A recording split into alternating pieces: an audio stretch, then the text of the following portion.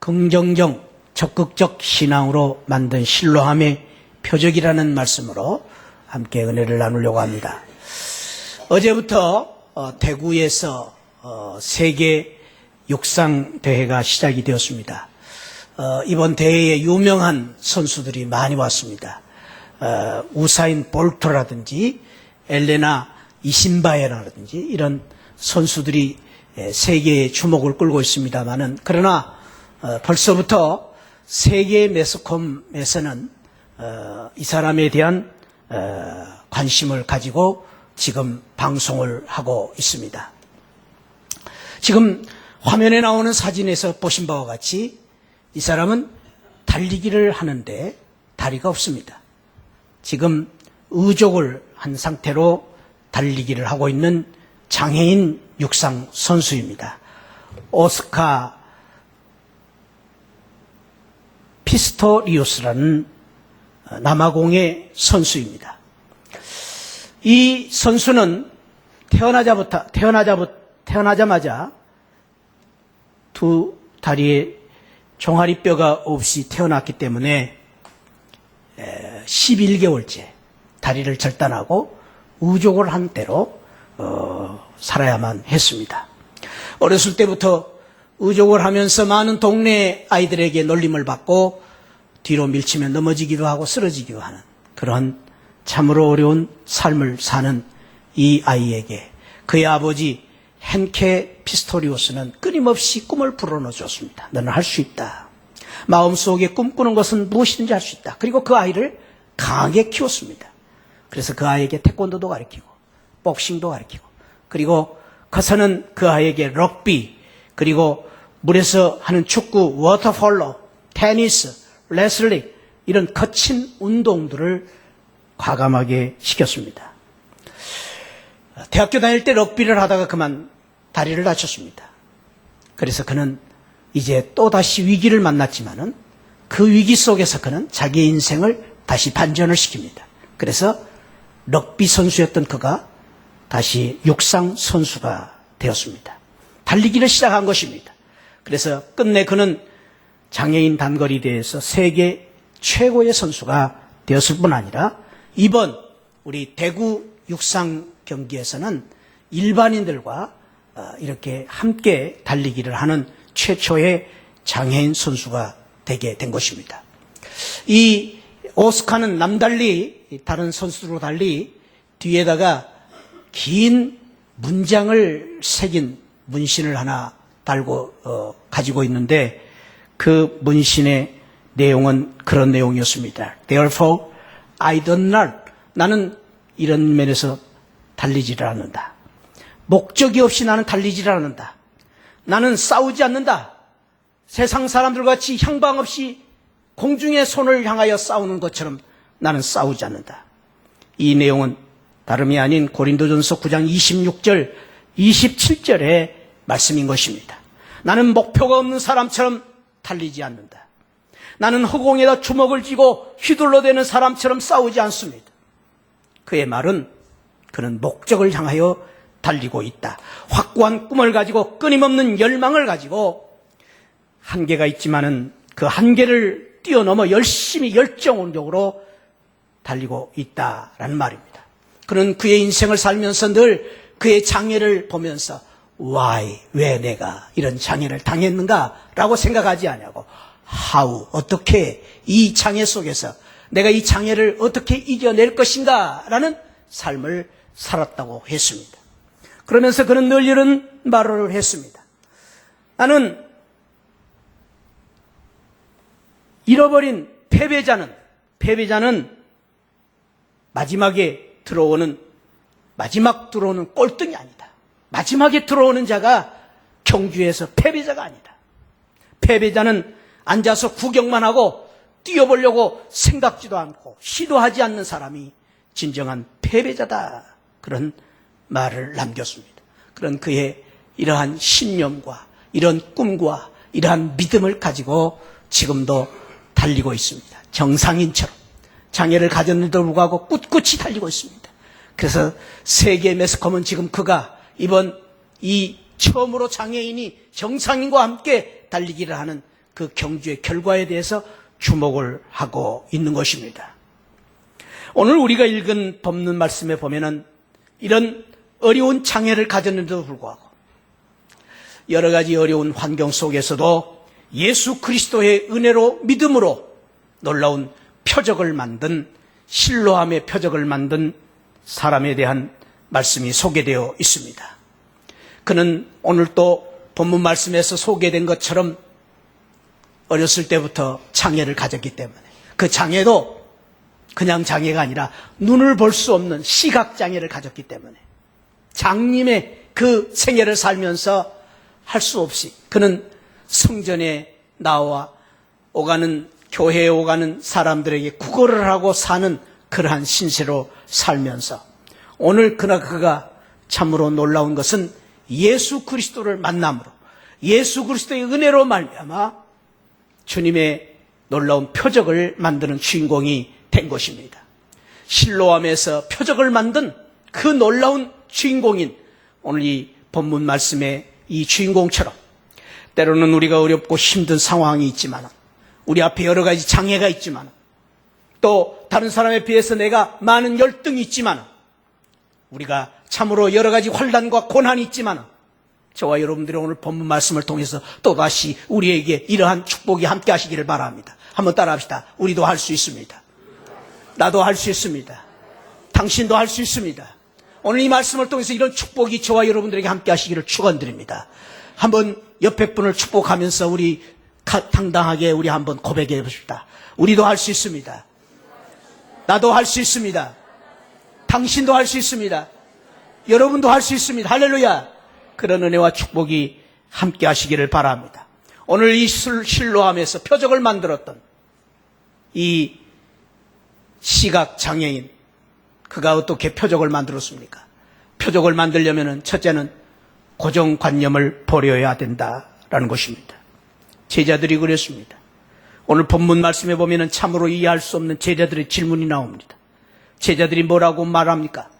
2절 말씀에 보니까 제자들이 예수님 앞에 묻기를 선생님이여 이 사람이 맹인으로 난 것이 누구의 죄로 인함이니까? 참 질문도 어려워요.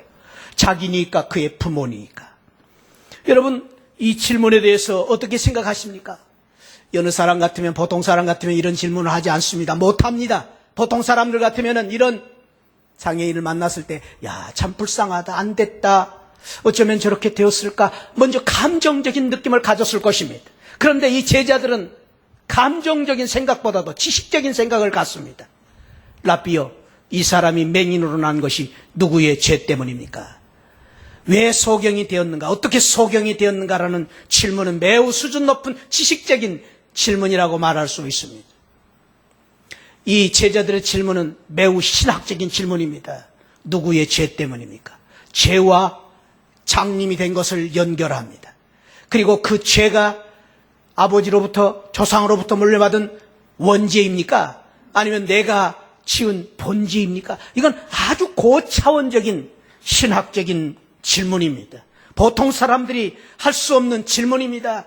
너무나 고상하고 너무나 수준 높은 질문이었습니다. 그런데도 불구하고 사랑하는 성도 여러분, 그렇게 고상하고 그렇게 수준 높은 질문이었는데도 불구하고 오늘 실로암의 표적을 만드는데 그 질문이 도대체 무슨 도움이 되었느냐 하는 것입니다. 아니요. 도움이 되기는커녕 어쩌면 그 질문 때문에 그 제자들의 이 질문 때문에 이 제자들의 관념 때문에 이 제자들의 생각 때문에 어쩌면 그 청년은 엄청난 상처를 받았을 것입니다. 그냥 쉽게 그냥 내뱉은 질문이었을지 모르지만은 그 소경된 청년에게는 그 질문은 엄청난 충격을 주었을 것입니다.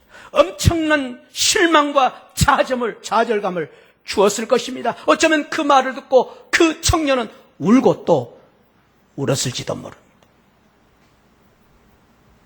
그렇게 고상하고 그렇게 수준 높은 제자들의 사고와 질문이라고 해도 표적을 만드는 데는 아무 소용이 없는 생각이었다라는 것입니다.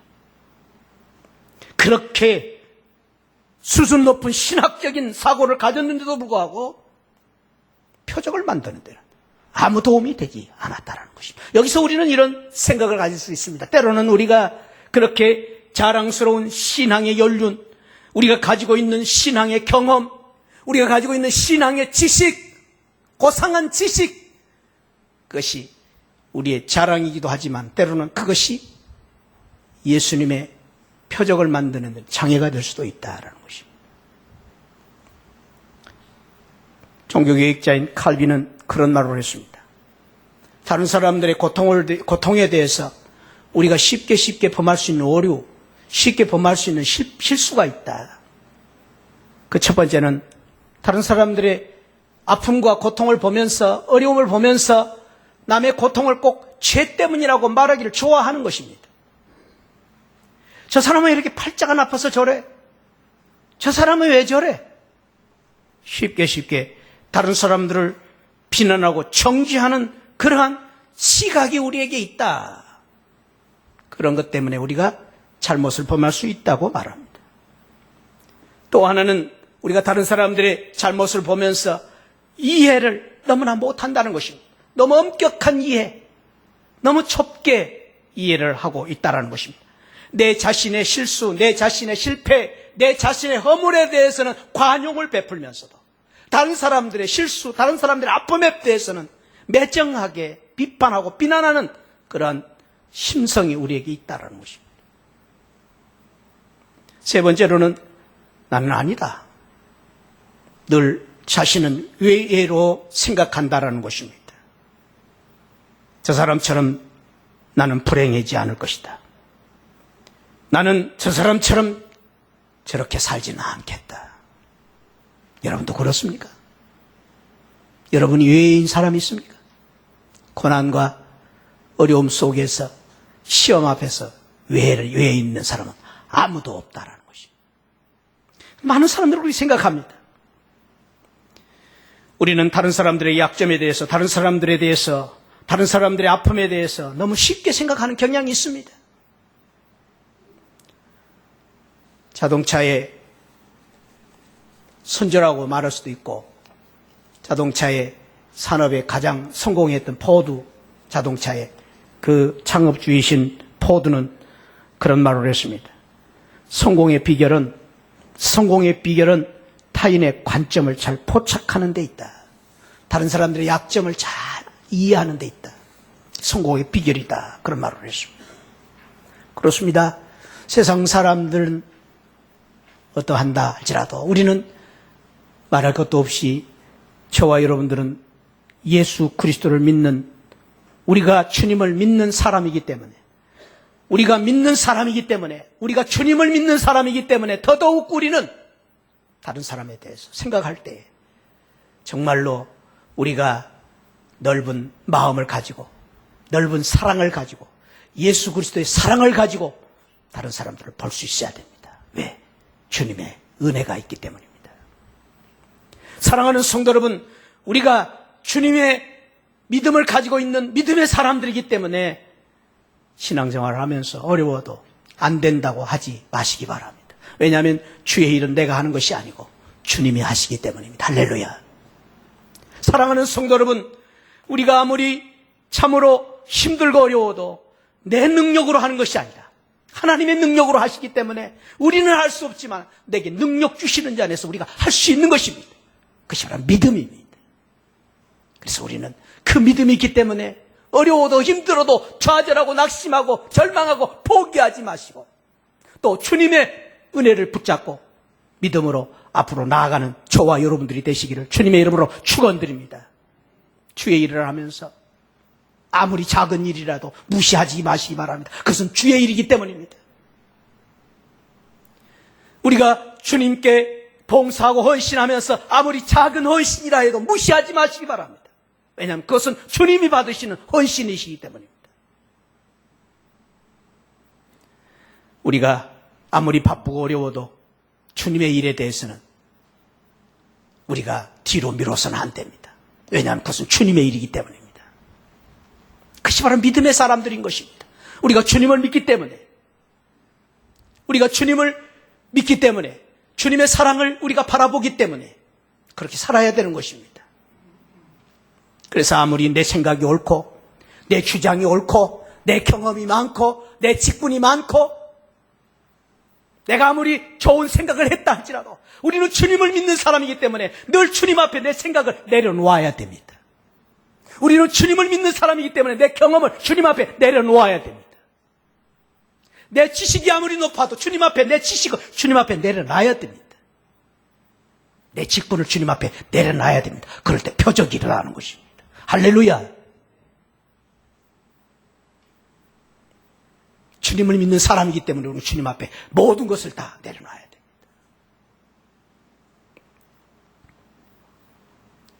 오늘 표적이 일어나기 위해서는 이 제자들의 관점이 바꿔져야 됩니다. 생각이 바꿔져야 됩니다. 두 번째로는 실로암의 표적을 만들기 위해서는 하나님의 일을 하라라는 것입니다. 오늘 주님의 제자들의 질문에 대해서 주님께서는 3절부터 5절에서 이런 말씀을 하십니다. 예수님께서 제자들의 질문에 대답하시기를 이 사람이나 그 부모의 죄로 인한 것이 아니다. 주님의 대답을 보면 제자들의 질문이 일고의 가치가 없음을 알 수 있습니다. 한마디로 무시하는 말씀입니다. 그게 아니다 그 말이에요. 너희들이 지금 관심을 갖는 그게 아니다. 그게 중요한 게 아니다 그 말이에요. 그게 아니라 그에게서 하나님이 하시는 일을 나타내고자 하십니다. 한번 따라합시다. 그에게서 하나님이 하시는 일을 나타내고자 하십니다. 이게 주님의 관점입니다. 이것이 주님의 은혜입니다. 주님의 사랑입니다. 제자들은 그 사람들의 외모를 보았지만 주님은 그 사람의 중심을 보셨습니다. 제자들은 그 사람의 외형적인 문제를 보았습니다. 그러나 주님께서는 그 사람 안에 있는 하나님의 뜻을 보았습니다. 세상 사람들은 그 사람들의 문제, 지금 그 사람이 가지고 있는 어려운 문제만 보았지만 주님께서는 그 사람을 향하신 하나님의 뜻과 하나님의 섭리와 하나님의 영광을 바라본 것입니다. 그것이 바로 믿음의 반전입니다. 생각입니다. 하나님의 은혜입니다. 주님의 뜻입니다. 세상 사람들은 우리의 외모를 보지만 주님은 저와 여러분들의 마음을 보시고 평가를 하십니다. 오늘도 저와 여러분 가운데 얼굴이 잘났느냐, 누가 더 높으냐, 많은 걸 가졌느냐를 따지고 이 자리에 왔다면 은혜 받을 사람 아무도 없습니다. 그러나 주님은 오늘도 그렇게 말씀하지 않습니다. 수고하고 무거운 짐진 자들아 다 내게로 오라. 주님은 오늘도 마음을 보시고 우리 중심을 보시고 마음을 주님 앞에 드리는 자를 기뻐하시고 그런 자에게 은혜를 주시기를 기뻐하십니다. 저와 여러분들이 오늘 그런 귀한 성도들이 되시기를 축원드립니다. 주님의 말씀은 긍정적이고 적극적인 생각으로 그 사람을 보고 믿음으로 그 상황을 완전히 반전을 시키십니다. 주님은 믿음으로 그 사람을 보고 그 사람의 고난과 역경을 완전히 반전을 시키십니다. 그래서 제자들이 불평하고 비난하고 원망하는 그 상황을 주님께서는 오히려 감사하고 소망을 가지고 사명을 가지고 살아야 되는 신앙으로 바꾸신 것입니다. 이것이 바로 긍정적이고 적극적인 믿음의 축복이고 비밀인 것입니다. 믿음은 우리의 생각을 바꾸는 것입니다. 믿음은 우리의 생각이 바꾸어져야 됩니다. 그럴 때 믿음의 축복이 따르는 것입니다. 믿는다고 하면서도 우리의 생각을 가지고 있으면 믿음의 역사가 나타나지 않습니다. 이 생각의 반전이라는 것이 얼마나 중요한가. 한 예를 들자면 이렇습니다. 한 청년이 대학을 졸업하고 회사에, 그것도 인류 회사에 입사 신청을 했습니다. 면접을 보는데 면접관이 그 청년에게 질문을 합니다. 젊은이는 우리 회사에 들어오면 어떤 사원이 되기를 원하는가? 그런 질문, 흔한 질문 아니겠습니까? 근데 이 생각이 반전을 가진 이 젊은이는 그런 생각을 했습니다. 예, 저는 이 회사에 들어오면 이 회사를 순식간에 바꿔버리고 변화시키고 반전을 시킬 것입니다. 그 말을 들은 이 면접관들이 좀 의아하게 생각했습니다. 참 의외의 대답이었습니다. 그래서 엉뚱한 대답을 한 그 청년에게 말합니다.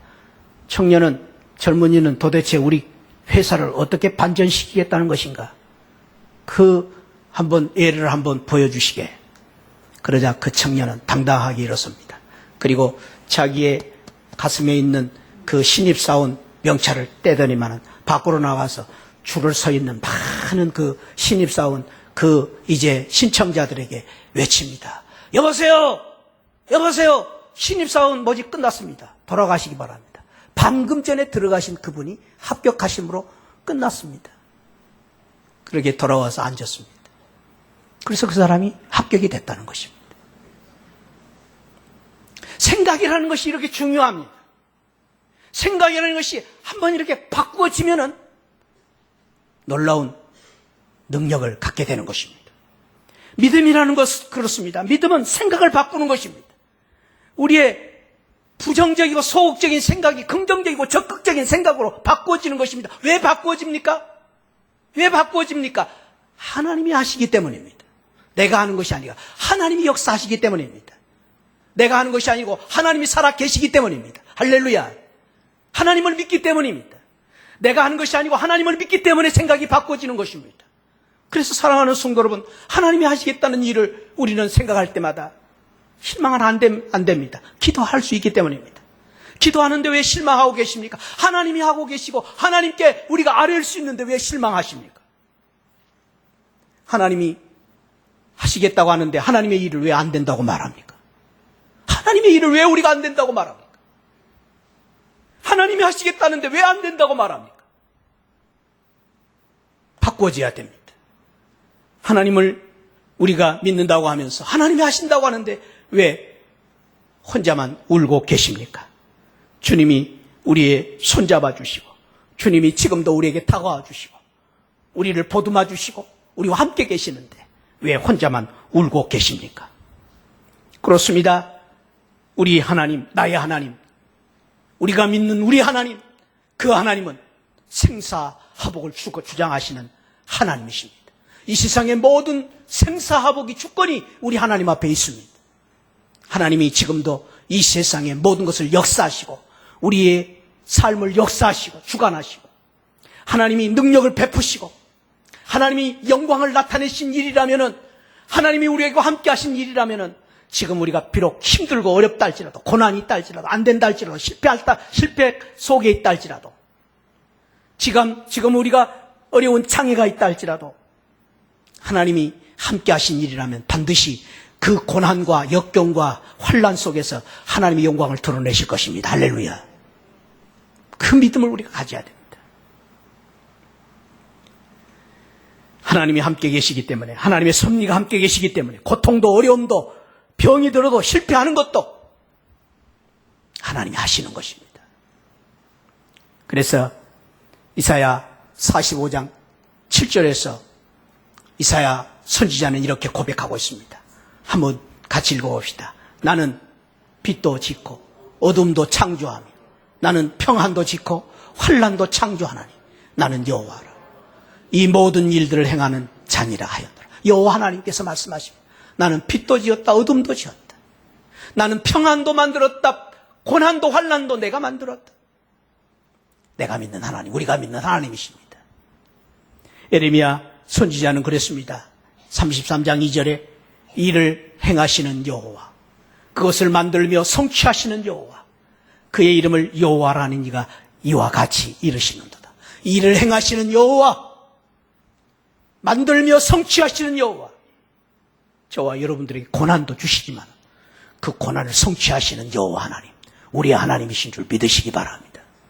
그 하나님이 계시기 때문에 우리가 생각을 바꿔야 되는 것입니다. 그 믿음을 가지고 주님을 바라보아야 되는 것입니다. 하나님께서는 하늘과 땅을 창조하시고 저와 여러분들을 창조하시고 저와 여러분들을 만드실 때 그냥 만드신 것이 아니라 이 세상에서 하나밖에 없는 유일한 존재, 최고의 피조물, 이 세상에 둘도 없는 최고의 걸작품으로 저와 여러분들을 만드신 하나님이십니다. 여러분 잊지 마시기 바랍니다. 세상 사람들은 나를 누구라고 평가할지 모르지만, 나를 어떻게 평가할지 모르지만, 하나님은 나를 최고의 결작품으로 만드셨습니다. 할렐루야. 지금도 그렇게 예우하고 계십니다. 그렇게 사랑하고 계십니다. 지금 비록 우리가 어렵고 힘든 상황이 있지만, 우리 하나님은 우리를 예수 그리스도의 십자가 연회로 말미암아 구원해 주셨습니다. 우리 하나님께서는 지금 우리가 고난 중에 있다 할지 모르지만 우리를 구원하실 뿐 아니라 영원한 마지막 승리를 우리에게 주셨습니다. 영원한 승리를 우리에게 주셨습니다. 우리는 반드시 이기게 될 줄 믿습니다. 지금은 어렵고 힘들지 모르지만 우리 하나님이 계시기 때문입니다. 사랑하는 성도 여러분, 왜 두려워하고 계십니까? 세계적으로 가장 축복을 많이 받은 부자라고 알려진 미국의 석유왕 록펠러는 그런 말을 했습니다. 훌륭한 신앙의 사람입니다. 나는 재난이 일어날 때마다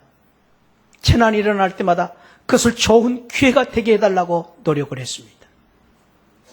노력을 했다는 이 의미 속에 기도를 했다는 말이겠죠. 우리가 세상을 향해 가지 않고 고난을 당할 때에 세상을 향하여 가지 않고 하나님을 향해 한 걸음 나아갈 때 하나님께서는 우리를 향해 두 걸음 다가오셨습니다. 얼마나 멋진 신앙입니까? 내가 어려울 때 힘들 때에 세상을 향하여 가지 않고 하나님 앞에 다가갈 때 하나님께서는 나를 위해 두 걸음씩 다가오셨다고 말씀하십니다. 사랑하는 성도 여러분, 그렇습니다. 지금 우리가 어렵고 힘든다 할지라도 그 어려운 상황 속에서 하나님께서 하시는 일을 바라보면서 하나님의 뜻을 바라보면서 하나님의 섭리를 바라보면서 그래, 내 고난 속에 하나님이 하시는 일이 있을 거야. 하나님의 계획이 있을 거야. 하나님의 놀라운 축복이 있을 것이다. 그것을 바라보고 나아가는 믿음으로 말미암아 실로암의 표적을 만드는 저와 여러분들이 되시기를 축원드립니다. 세 번째로는 실로암의 표적을 만들려면 오늘 실로암의 표적을 만들었던 이 소경처럼 그냥 무조건 순종하는 것입니다. 오늘 6절부터 7절에 보면은 그 소경이 어떻게 이러한 축복을 받았는가를 자세하게 소개하고 있습니다. 말씀을 하시고 땅에 침을 뱉어 진흙을 이겨 그의 눈에 바르시고 이르시되 실로암 못에 가서 씻으라. 실로암은 번역하면 보냄을 받았다는 뜻이다. 이에 가서 씻고 밝은 눈으로 왔더라. 여러분, 이 짤박한 이 구절 속에 이 소경의 귀한 신앙이 들어있는데 그 신앙이 어떤 신앙입니까? 위대한 신앙입니다. 놀라운 신앙입니다. 적극적인 신앙입니다. 순종의 신앙입니다. 주님께서 참 이상한 말씀을 하십니다. 땅에 침을 뱉어서 진흙을 이겨서 그의 눈에 바르시고 실로암 가서 씻으라. 여러분 같으면 이 말씀을 어떻게 받으시겠습니까? 아마 오늘 같으면은 기도해달라고 교회 와서 정 목사 앞에 안수기도를 받을 때 이런 기도를 좋아하시겠죠. 나사렛 예수 그리스도 이름으로 사탄아 물러가라. 병마가 고칠지어다. 그렇게 기도해 주기를 바랐겠죠. 그런데 그런 응답은커녕 침을 뱉어가지고 진흙을 이겨가지고 여러분 생각해 보십시오. 뭐 하는 것입니까? 주님이 그렇게 하십니다. 그런데 그렇게 하시고 소경을 향해서 실로암 가서 씻으라. 실로암까지 가려면 오리를 가야 됩니다. 2km를 가야 됩니다. 눈뜬 성한 사람이야 오리가 하는 것이 별거 없겠지만 눈을 보지 못한 장님에게는 그 오리를 간다는 것은 먼 거리가 있습니다. 그런데도 불구하고 오늘 성경에 보니까 이 실로암의 표적을 만든 이 주인공은 이에 가서 씻고 밝은 눈으로 왔더라. 이것이 놀라운 믿음의 축복입니다. 그렇습니다. 사랑하는 성도 여러분, 순종의 신앙은 여기에서 우리가 다시 한번 생각해 봐야 됩니다. 순종의 신앙은 기적을 만드는 신앙입니다. 성경에 나오는 수많은 기적은 순종을 통해서 이루어졌습니다. 순종은 기적이 따릅니다. 오늘 또 보잘것없는 하찮은 아무것도 아닌 어려운 상황 속에 있는 사람들이 순종할 때 기적을 하나님께서는 만들어 주셨습니다. 그렇습니다. 오늘 또 저와 여러분들이 무엇을 가졌느냐, 얼마나 가졌느냐, 무엇이 있느냐가 중요한 것이 아닙니다. 그냥 있는 모습 그대로 주님 앞에 순종하기만 하면은 그 순종을 통해서 우리 하나님께서는 기적을 만드실 것입니다. 그것이 바로 기적의 축복입니다. 순종의 축복입니다. 순종은, 진정한 순종은 아무리 이해가 되지 않아도, 그것이 내 방법이 아니어도, 그것이 내 경험과 다르지만, 그것이 상식이 아니지만, 내 마음에 들지 않아도 그냥 순종하는 것입니다. 그 진정한 순종입니다. 이것저것 따지는 것이 순종이 아닙니다. 따질 때부터 그것은 불순종이 되는 것입니다. 무조건 그냥 순종하는 것입니다. 진정한 순종은 거리가 멀어도 순종하는 것입니다. 거리가 멀어도 순종하는 것입니다. 믿음은 거리에 관계가 없습니다. 어떤 분이 그런 말을 했습니다. 교회가 먼 것이 아니라, 교회가 먼 것이 아니라 우리 집이 먼 것이라고 말했습니다. 사실이 그렇습니다. 어떤 분은 그렇게 말합니다. 교회가 멀기 때문이라고 말합니다. 아니요, 교회가 멀기 때문이 아니라 내 마음이 멀기 때문에 먼 것입니다. 교회가 먼 것이 아닙니다. 우리 집이 먼 것이죠. 교회는 가까이 있습니다. 교회는 늘 여러분 곁에 있습니다. 우리 주님은 늘 여러분 곁에 계십니다. 믿습니까? 여러분들의 마음이 멀어진 것입니다. 거리가 문제가 아닙니다. 순종은, 진정한 순종은 시간이 걸려도, 사람들이 무시하고 멸시해도, 바보라고 말해도 순종하는 것입니다. 정말로 우리가 주님의 말씀을 순종하기 위해서는 바보가 돼야 됩니다. 바보가 돼야 됩니다. 세상 사람들이 생각할 때에 저렇게 살아서 어떻게 하나, 그렇게 살아야 되는 것입니다. 그럴 때 순종이 되는 것입니다. 정말로 우리가 주님 앞에 순종하기 위해서는 눈물을 흘려야 됩니다. 아픔이 있어야 됩니다. 그럴 때 순종이 있는 것입니다. 세상 사람들이 하는 방법대로 하면 순종이 안 됩니다. 그래서 주님의 말씀을 따르고 믿음으로 살기 위해서, 우리가 정말로 사역자로 살기 위해서, 순례자의 길을 가기 위해서는 아픔이 있습니다. 고난이 있습니다. 무시를 당합니다. 멸시를 당합니다. 바보 취급을 당합니다. 그래도 가야 되는 것입니다. 그것이 바로 순종입니다. 아브라함이 그랬습니다. 노아가 그랬습니다. 120년 동안이나 바보 취급을 받았습니다. 120년 동안이나 산 위의 꼭대기에 배를 만들면서 사람들의 조롱받았습니다. 그래도 갔습니다. 그게 바로 순종입니다. 그것이 바로 순종입니다. 순종은 말없이 시간이 걸려도 무시를 당해도 가야 되는 것입니다. 그 순종을 따라서 오늘 실로암에서 표적을 만든 것입니다. 바라기는 이러한 놀라운 순종을 통해서, 무조건적인 순종을 통해서 실로암의 표적을 만들었던 이 주인공처럼 오늘 저와 여러분들이 순종을 통해서 표적을 만드는 성도들이 되시기를 주님의 이름으로 축원드립니다. 마지막으로 저는 이 귀한 신앙을 가졌던 한 사람을 소개하려고 합니다. 제가 미국에서 덴버에서 목회하고 있는데 하영조 목사님이 저희 집에 오셨습니다. 오신 이유는 자마에서 있었던, 미국에서 있었던 자마라는 젊은이들을 믿음으로 깨운다라는 그런 이름입니다. 자마. 그 자마에 이제 강사로 오셔서 잠깐 저희 집에 들렸습니다. 그래서 그 하영조 목사님을 통해서 이분을 만났습니다.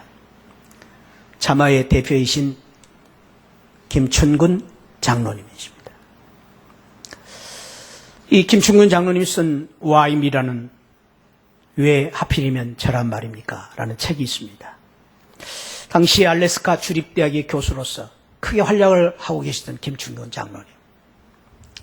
그분을 만났습니다. 저는 그분의 책을 읽고 많은 감동을 받았습니다. 이분은 한국에서 대학을 졸업하자마자 단돈 200불, 20만 원을 들고 미국을 갔습니다. 유학을 갔습니다. 그때 그렇게 유학을 가신 분들은 접시 닦기부터 시작해서 안 해본 것 없이 모진 고생을 다 해야만 했습니다. 그래서 그분은 대학에서 정치학을 전공을 했고 정치학 박사학위를 받았습니다. 그래서 미국의 교수가 되었습니다. 거침없이 승승장구하고 있었던 이 김춘근 교수에게 위기가 찾아왔습니다. 고난이 찾아왔습니다. 1976년 한참 잘 나가던 김충근 교수 37살의 나이로 사형 선고를 받습니다. 간경화 간염으로 죽게 된다는 사형 선고를 받은 것입니다. 불치의 병에 걸려서 사경을 헤매던 이 김 교수 끊임없이 그런 질문을 했습니다. Why me? 왜 나입니까? 하나님, 하필이면 왜 저란 말입니까? 하나님, 왜 저에게 이런 고난을 주십니까? 하나님, 제가 도대체 무엇을 잘못했길래 내가 이런 고난을, 이런 사형 선고를 받아야 된단 말입니까? 나는 윤리적으로도 그랬고 신앙적으로도 그랬습니다. 내가 주일학교 교사도 했습니다. 성가 대원으로 봉사하고 있습니다. 청년회 회장으로 봉사했습니다. 35살의 젊은 나이로 장로까지 됐습니다. 나는 공부밖에 몰랐습니다. 그래서 도서관, 교회, 가정밖에 모르고 살아온, 성실하게 살아온 저에게 왜 하나님이 이렇게 가오가시다는 말씀입니까? Why me?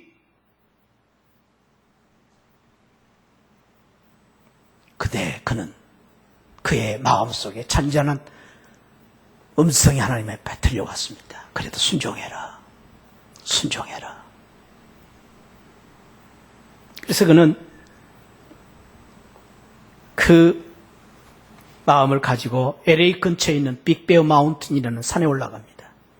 그래서 차라리 죽을 바에는 내가 기도하고 죽어야 되겠다. 내가 그런 믿음을 가지고 살았는데 내가 기도하고 죽어야 되겠다. 기도를 시작했습니다. 6일째 되던 날 하나님께서 은혜를 주십니다. 하나님의 은혜를, 음성을 들려주십니다. 그 음성이 이랬습니다. 사랑하는 충근아, 내가 내 피 속에 있는 독소 때문에 네가 지금 죽어가고 있는 것이 아니다.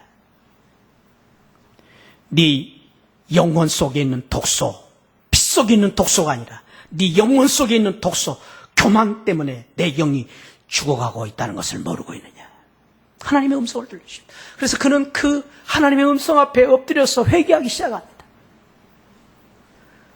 그의 한평생이 주마등처럼 스크린처럼 지나갑니다. 그래서 그 하나씩 하나씩 붙잡고 주여, 내가 과거에 주님을 믿는다고 하면서 너무 교만했습니다. 주님 앞에 봉사한다고 하면서 내가 너무 잘못했습니다. 한 가지 한 가지씩을 회개하고 고백했습니다. 그때에 주님께서 다시 오셨습니다. 주님께서 그를 품에 안으시고 쓰다듬어 주시면서 내가 너를 사랑한다. 내가 너를 용서한다. 하나님의 음성을 듣습니다. 그때에 Why me가 바꿔집니다. 왜 하나님 저란 말입니까? 왜 하나님 나에게는 고난을 주셨습니까? 라는 그 질문이 Why me? 왜 저 같은 사람에게 이런 기회를 주십니까? 하나님, 왜 저 같은 사람에게 이런 과분한 은혜를 주십니까? 왜 하나님 저 같은 사람을 이렇게 사랑해 주셨습니까? 하나님 저 같은 사람을 왜 다시 하나님께서 일으켜 주십니까? 감사로 바꿔지기 시작했습니다. 소망으로 바꿔주기 시작했습니다. Why me가 바꿔진 것입니다. 그의 인생이 바꿔졌습니다. 그래서 지금도 그분은 37살의 나이로 사형 선고를 받았는데도 지금까지 살아계시고 미국의 젊은이들을 깨우는 자마운동을 일으키는 아주 훌륭한 일을 하고 계신 것입니다. 사랑하는 새하늘 가족 여러분, 지금 우리가 고난과 역경이 있다 할지라도 왜 이런 고난을 주셨느냐? 바꾸시기 바랍니다. 하나님을 믿기 때문에, 하나님이 일이기 때문에, 하나님이 함께 계시기 때문에, 비록 우리가 지금 고난이 있다 할지라도, 어려움이 있다 할지라도, 장애가 있다 할지라도 하나님이 함께 계신다면, 하나님이 영광 받으실 일이라면 우리는 반드시 그 일을 통해서 Why me? 나를 통해서 하나님이 위대한 사람으로 쓰실 것입니다. 표적을 만들어 주실 것입니다. 오늘 저와 여러분 모두가 신뢰함의 표적의 주인공들이 되시기를 주님의 이름으로 축원드립니다. 기도하시겠습니다. 아버지 하나님, 주여 그렇습니다. 저희들을 오늘 이 시대의 신뢰함의 표적의 주인공들이 되게 하여 주옵소서. 우리는 부족합니다. 우리는 연약합니다. 우리가 가진 것이 없습니다. 우리는 많은 장애를 가지고 있습니다. 많은 어려움이 있습니다. 고난이 있습니다. 그러나 주여 이것을 통하여서 하나님이 하시고자 하는 놀라운 일을 바라보면서, 하나님이 참으로 하시고자 하는 섭리를 바라보면서, 계획을 바라보면서 이 가운데, 고난 가운데서 표적을 만드는, 신뢰함의 표적을 만드는 우리 새하늘 성도들이 되게 하여 주옵소서. 아버지, 오늘 또 주님 앞에 나온 우리 성도들 가운데 참으로 어렵고 힘든 상황 가운데 고난 가운데 있는 성도들이 있습니까? 주여 저들을 붙잡아 주옵소서. 일으켜 주옵소서. 위로하여 주옵소서. 치료하여 주옵소서. 회복시켜 주옵소서. 저들을 다시 한번 사용하여 주옵소서. 나사렛 예수 그리스도 이름으로 축복하고 기도하옵나이다. 아멘.